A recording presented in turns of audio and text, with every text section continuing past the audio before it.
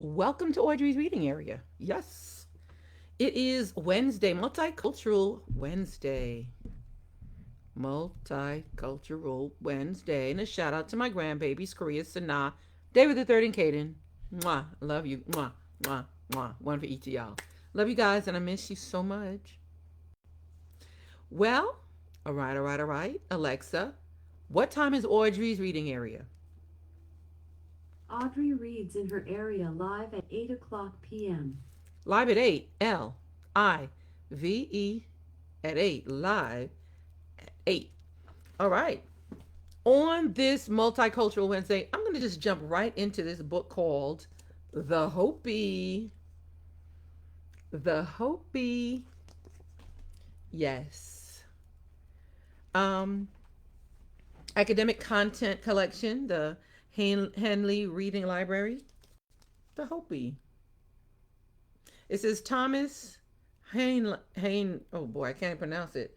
Um, Heunle is a leading provider of materials for English language teaching and learning throughout the world. The Hopi. Kind of got a similar mask like that. hmm Well, let's just jump right in here. It says edited by Marla Felkins Ryan and Linda Schmittroth. Yes.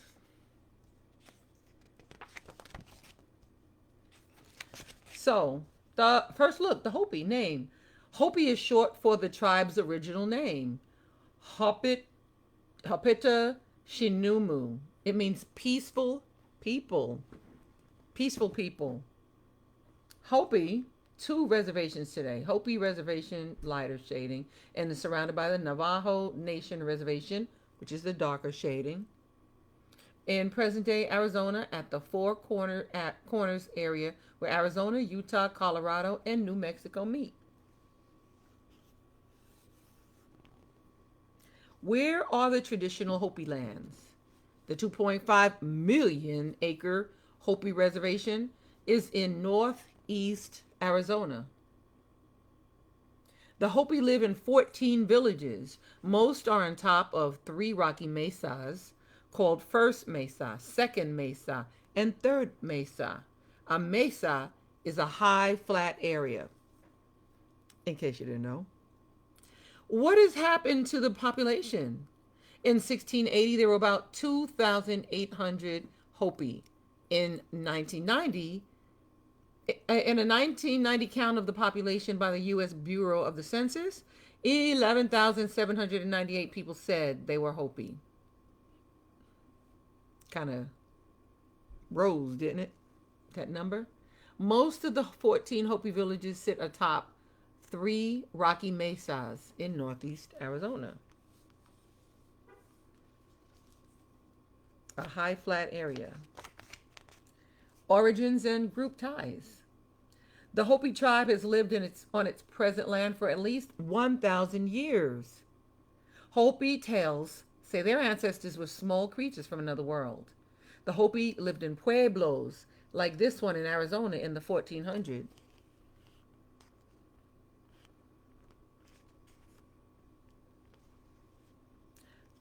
The Hopi people believe they were the first to live in America.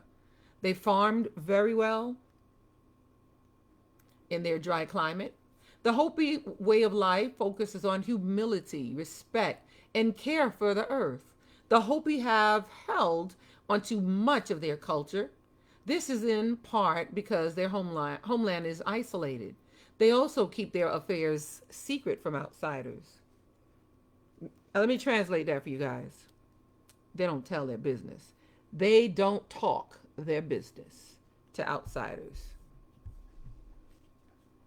So even in the dry climate of the Southwest, the Hopi farmed very well. History. The Hopi before contact with the Spanish. Most scholars believe people lived in the Hopi's homeland for at least 10,000 years.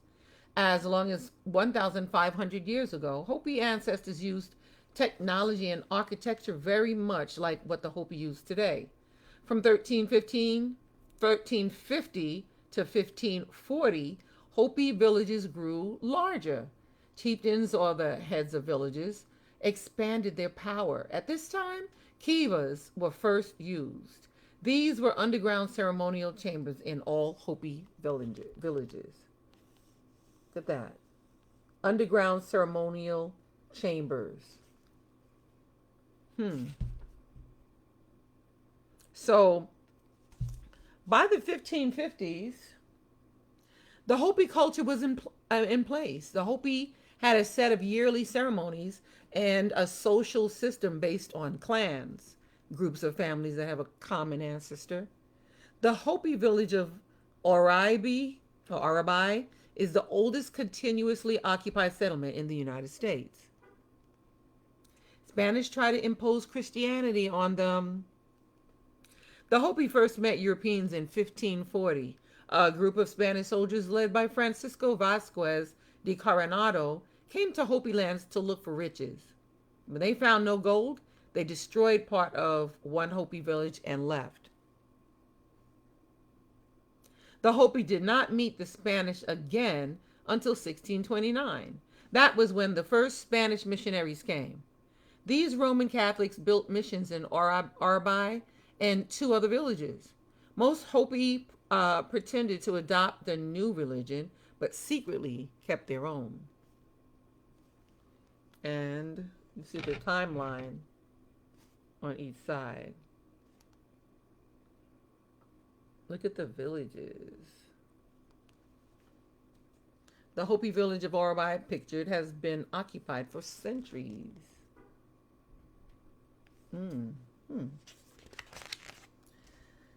So, Spanish meddling ends. The Spanish returned in 1692. They took back the area near the Rio Grande, the river that separates Mexico from Texas. Many Rio Grande natives fled west to Hopi land. Is it Hopi or Hopi? I'm just going to say Hopi. Give me if it's wrong. They were welcomed. Over the next few years, a number of people at the Hopi village of Awatovi invited the Spanish priests back. This caused a break between those who wanted to keep the old ways and those who wanted to be Christians. Finally, in 1700, the traditional Hopi killed all the Christian men in Awatovi and then destroyed the village. This marked the end of the Spanish meddling in Hopi life. There was little more contact between the Hopi and the whites until 1850. At that time, the U.S. government sent an Indian agent to watch over the Hopi and other Indians of the region. When U.S. officials went to Hopi lands, they caused a severe smallpox epidemic. Hundreds of people died in 1853 and 1854. A drought took place soon after. The population of Oribi dropped from 800 people to 200. When the American Civil War, 1861 through 1865, broke out, the U.S. military left the Southwest to fight in the East. With no soldiers to stop them, the Navajo made attacks on Hopi villages. They wanted to take over Hopi land.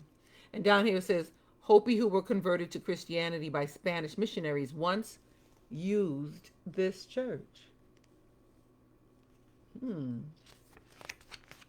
Navajo intrusion on Hopi land, religion, kivas, and prayer feathers.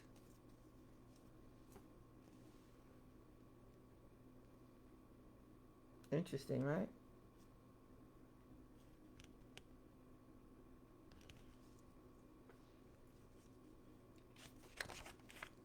The Pawamu ceremony and bean dance. The Pawamu ceremony is done to ask the gods for crops.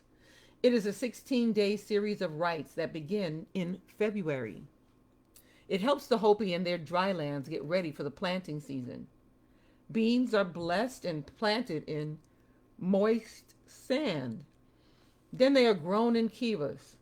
The bean dance celebrates the sprouting of the seeds. Kachinas dance into the village square on a path of cornmeal sprinkled by priests. The dancers stay in their village for 6 months. They dance to ask for rain and fertility, among other blessings. The Crow Mother Kachina walks through the village on the last day of the Pawamu ceremony. She carries a basket of fresh bean sprout that grew in the kiva. With the Crow Mother are her 2 sons, the Whipper twins. Oh, wow. The Whipper twins. They bare their teeth as they pretend to whip the children of the village with yucca fronds. I wonder why they pretend to whip the children. Hopi Katinas are said to live in the sacred San Francisco peaks. They come to live in villages for 6 months of the year. Masked people dress as these spirits to do Katina dances. They are tied to the growing season, which starts in March and lasts into July. Government. Each Hopi village is led by a Kikmangwi, or village chief. The Hopi villages are only loosely tied together politically. They have strong cultural ties. The Hopi tribe has always used a system of clans based on the mother's family. The mother's family. Today there are about 30 clans. There has been an elected Hopi tribal council since 1934. The council deals with matters between the Hopi and the U.S. government, but it does not run the tribe. The council is made up of a chairperson and vice president. Each of them serves a 4-year term. The rest of the council members serve 2-year terms. Economy. For centuries, the Hopi stayed in one place and farmed. The men planted and harvested the crops. The women gathered other foods. When a severe drought took place from 1279 to 1299, the Hopi used new farming methods that used any possible source of moisture. These techniques are still in use today. And I want to come back and read this picture to you. It says a chief heads each Hopi village. Pictured here are Chief Loma, Haftoa left, Chief Cold, Chaftoa center, and Indian Commissioner John Collier right, at a dedication ceremony in Washington, D.C. at the turn of the century.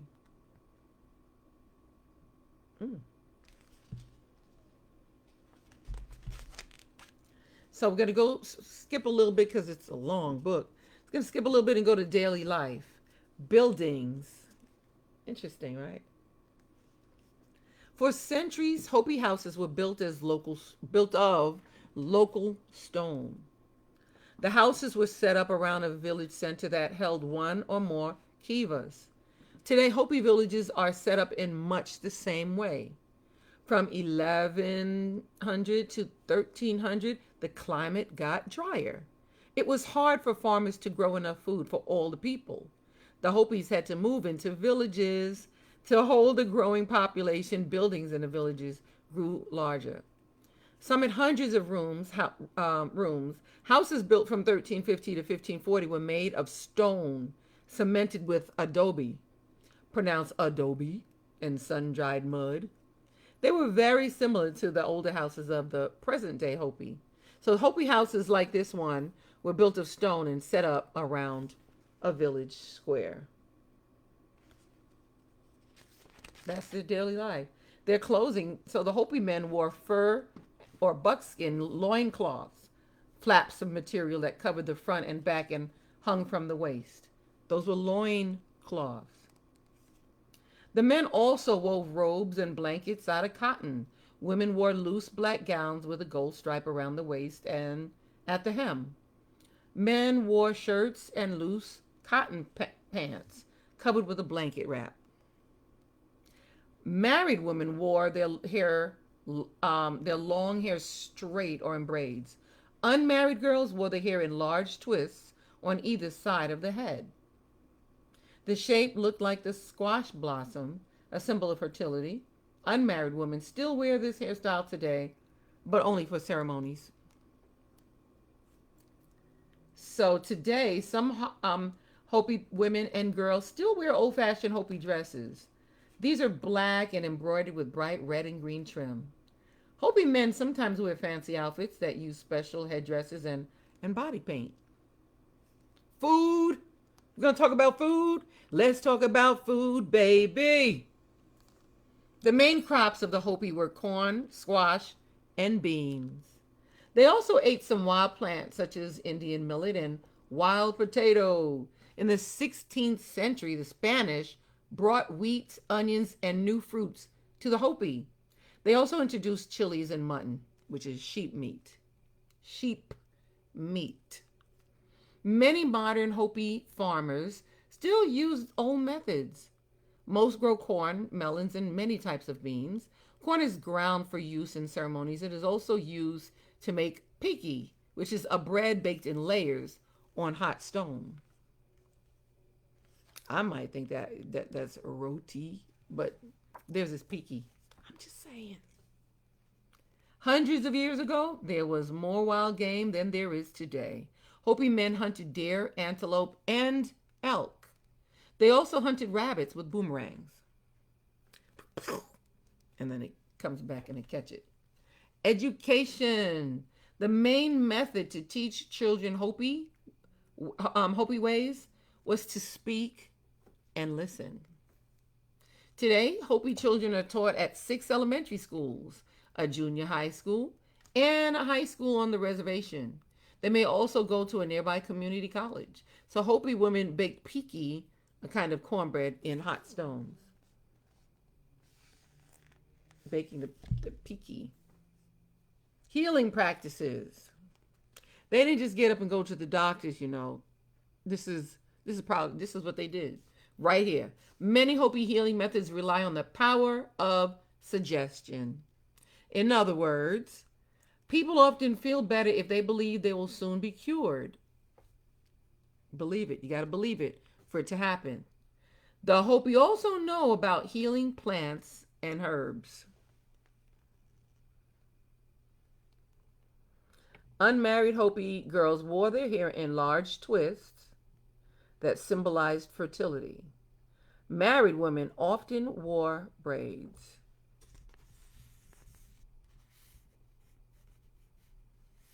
Interesting, right? That's how you knew who was married and who wasn't. It's 9 o'clock.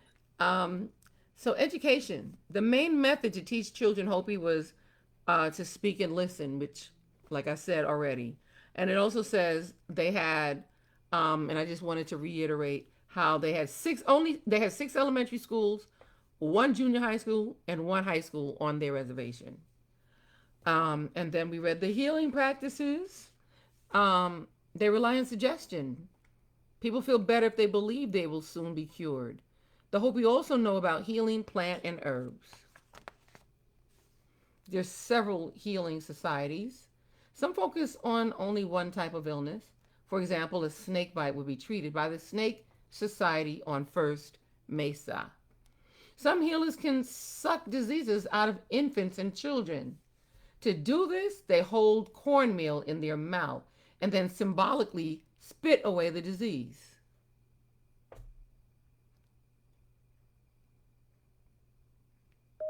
Okay. They spit away. They suck the disease out and spit it away. Many Hopi now use modern medicine. There are health clinics on the reservation and hospitals nearby. Art. Look at the Hopi women weave textiles and make katina dolls, right, to sell or trade.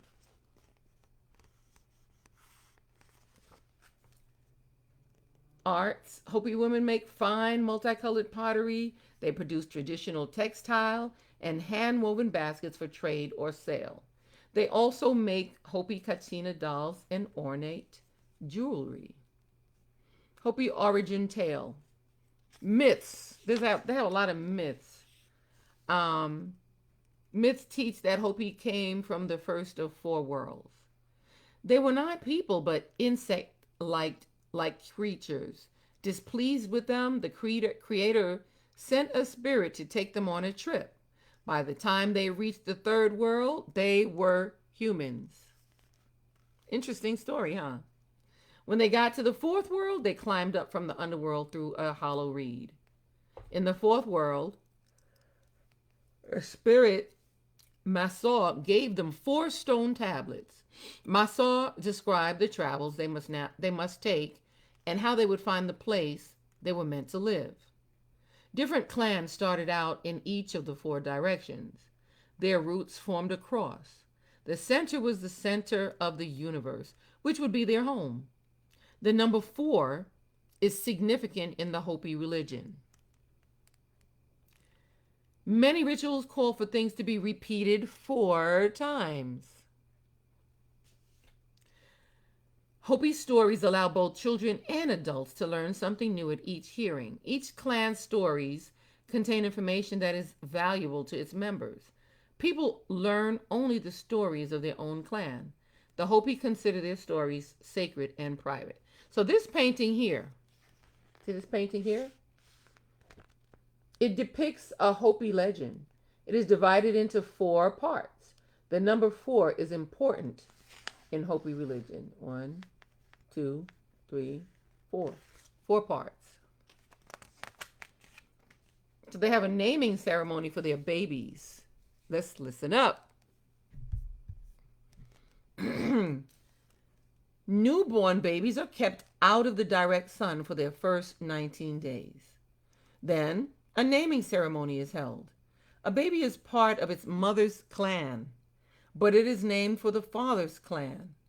During the naming ritual, the baby's mother's mother kneels and washes the mother's hair. She then bathes the new baby. The grandmother rubs a mixture of water and cornmeal into the baby's hair 4 times. Then each of the baby's aunts from the father's side does the same. Each gives the baby a gift and suggests a name.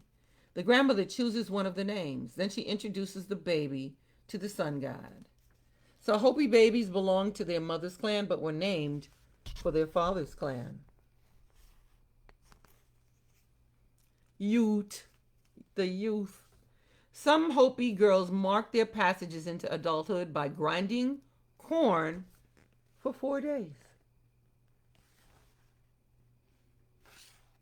Grinding corn for 4 days.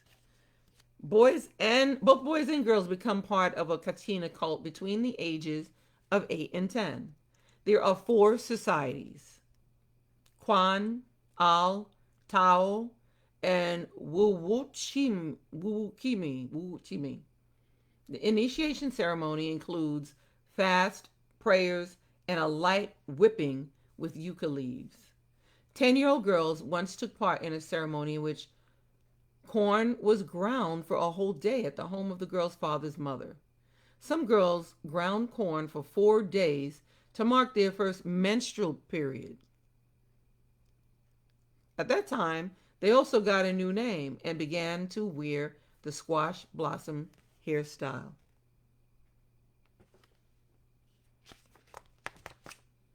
Festivals. Beautiful. Hopi rituals are done in secrecy. Outsiders may sometimes watch the dances that follow, though. One of the most important Hopi ceremonies is the Soyal, the first ceremony of the year and the first Katina dance. The Nieman ceremony, or home dance, is the last Katina dance of the year. It gives thanks for the harvest in late July. In the 1-hour-long snake dance, priests handle snakes that have been brought from the desert and even put them in their mouths. At the end of the dance, the snakes are let go. This ensures that rain will come. The snake dance takes place every other year. In the alternate years, the flute dance is done. It honors the spirits of people who have died in the last 2 years. Hopi priests perform the snake dance with live snakes to ignore rain. Bring down the rain. Courtship and marriage. As late as 1950, courtship still used elaborate ancient customs. A bride wore a traditional white tassel robe that was woven by her uncles. A smaller white robe was rolled up and carried.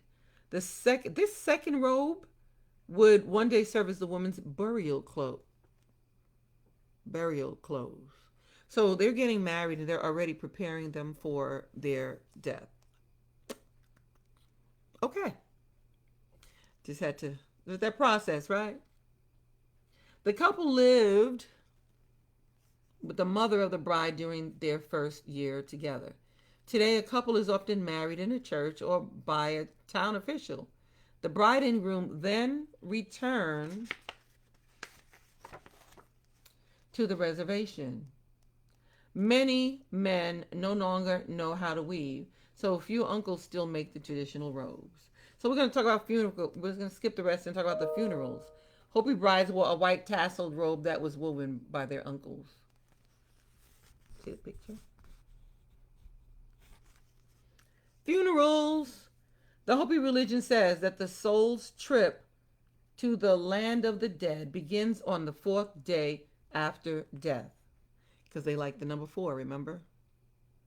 As a result, bodies are buried as quickly as possible. Any delay could make it harder for the soul to reach the underworld. One ritual calls for a paternal aunt to wash the hair of the dead person. She then decorates the hair with prayer feathers and covers the face with a mask of raw cotton. The oldest son buries the corpse in a sitting position along with food and water. A stick is then stuck into the soil of the grave. This makes a place for the soul to leave. If rain follows, it means the soul has had a successful journey. So land claims, they're claiming their lands. Let me show you this picture first. So it says the Kashina dolls and other ritual objects decorated this kiva for a Hopi funeral. Interesting. The Hopi today are very concerned about land issues with the Navajo tribe. When the Hopi reservation was first set up in 1882, nearly 2.5 million acres were put aside in northern Arizona. This land was for the Hopi and any other Indians the government might place there. The Hopi reservation was inside a larger area that the Hopi considered their ancestral land. The larger area was given to the Navajo. As their population increased, the Navajo expanded beyond the borders into the Hopi reservation. Although the Hopi complained, the government did not act. In time, the Navajo took over 1.8 million acres of Hopi land. To solve the problem, Congress passed a law in 1974 that gave 900,000 acres back to the Hopi. As late as the 1990s, though, the land dispute still continued. Wow. Notable people: Louis Tawanima. He was a world-class Hopi athlete. Charles Loloma made some of the world's most distinctive jewelry. Maybe I got them reversed. Other notable Hopi include genetic scientist Frank C. Dukpo, traditional artist Fred Caboti. So Hopi runner Louis Tawanima left was named to the all-time All-Star U.S. Olympic team in 1954. This guy right here.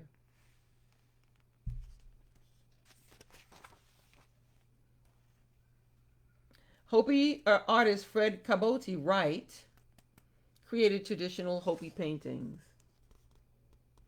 And that is the end.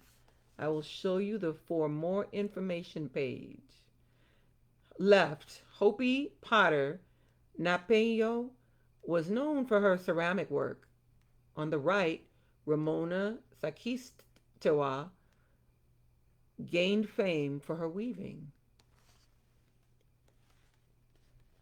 Interesting. Kivas, they have a glossary. Tell you what these things mean. Kiva is an underground ceremonial chamber. Peyote, a drug used in certain religious practices that may give the user visions. I call them hallucinations. I don't know, but I could be wrong. It gives the user visions. Raid, an attack on land or a settlement, usually to steal food and other goods or land. Reservation, land set aside and given to the Native Americans. Given to the Native Americans. The book doesn't say this, but it was theirs in the first place. Okay, that's all I'm going to say right now. Ritual, something that is custom or done in a certain way. Tribe, a group of people who live together in a community. Shout out to Tribe Called Quest. Woo woo. You know, I gotta shout out one of my students. His name is Joshua. He probably thought I was gonna forget to shout him out. But shout out to you, Joshua. Yes. Thanks for being such a good student. All right, you guys. Thanks for being here. Thanks for listening to me read. Fun, exciting, and multicultural and cultural books like this. Cultural, yes. Yeah. So don't forget to click like and share. Do not forget to go to Audrey's Reading Area right here. Audrey's Reading Area, and smash that subscribe. Dry throat, sorry. Smash that subscribe button for me. Guess I'm going to have to drink a little water. And I'm good. But thank you for being here and listening to me read fun and exciting and cultural books like this. Although they might not have the whole truth in it. Or it might make the whole truth look like it wasn't so bad, and it was. But cultural book like this. Okay. I'm just saying. Thanks for being here. Thanks for listening. Thanks for going to YouTube looking for Audrey's Reading Area and smashing that subscribe button. And I will see you again tomorrow live. Live at 8. Live at 8, you guys. See you tomorrow here at Audrey's Reading Area.